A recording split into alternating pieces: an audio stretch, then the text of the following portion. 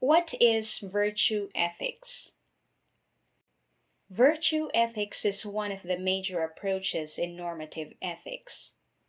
It is viewed as an approach to ethics that emphasizes the person's trait or character in moral thinking.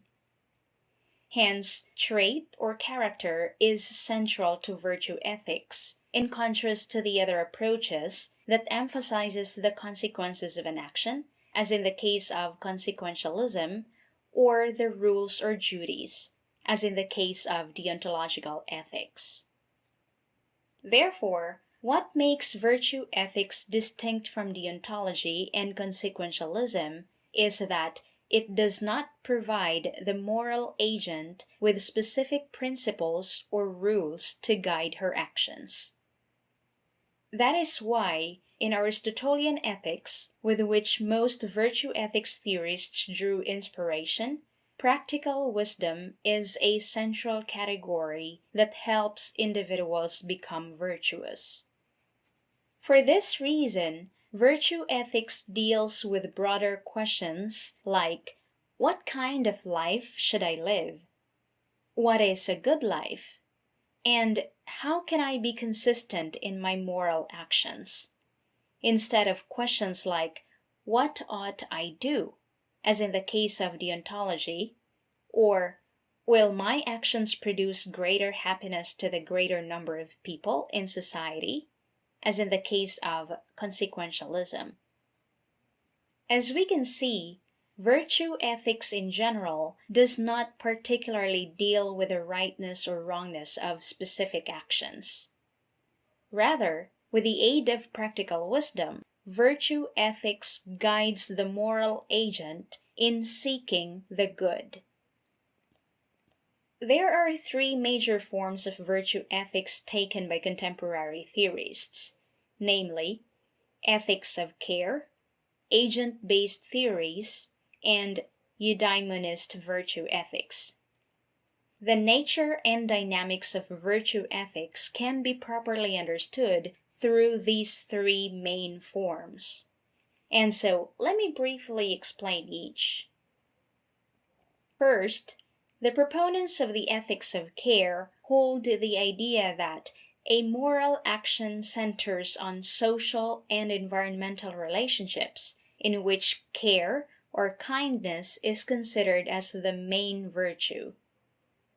It suggests that care is a central category in determining the moral worth of human actions.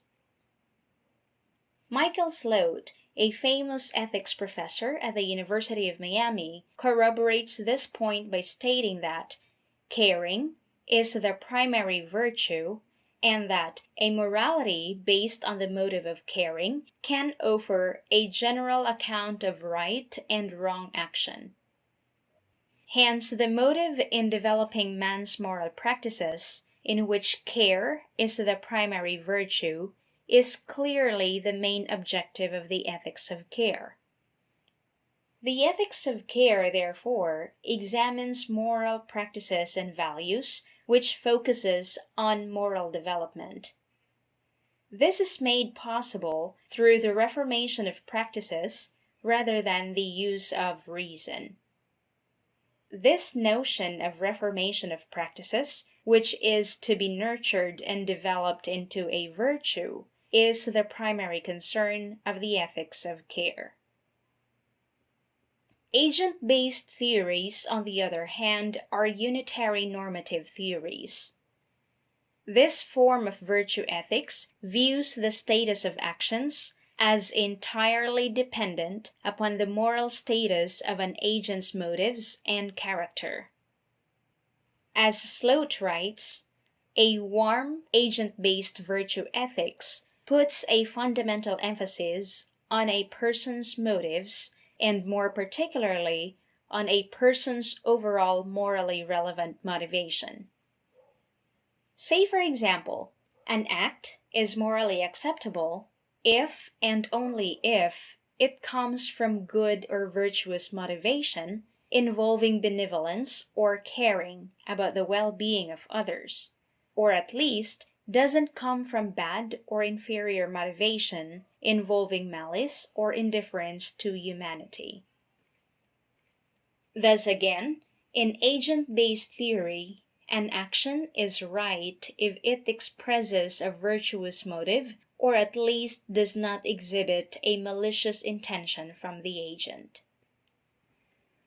Third and last is the Eudaimonist virtue ethics.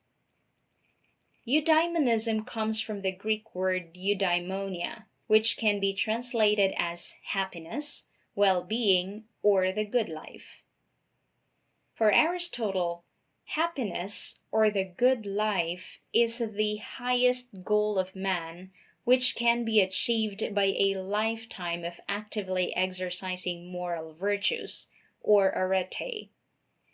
And according to Aristotle, to enhance moral virtue, we need phronesis or practical wisdom, which can resolve any concurrent ethical problem. Indeed, with moral virtue, human life would attain eudaimonia, the happiness which should be seen as a final end, and not as a subjective state characterized by the seemingly well-lived life irrespective of the emotional state of the person experiencing it.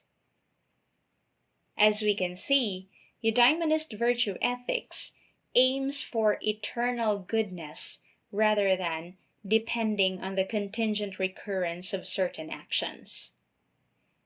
It emphasizes the entire development of a moral person, that is, to become holistically good as she reaches the point of ultimate end.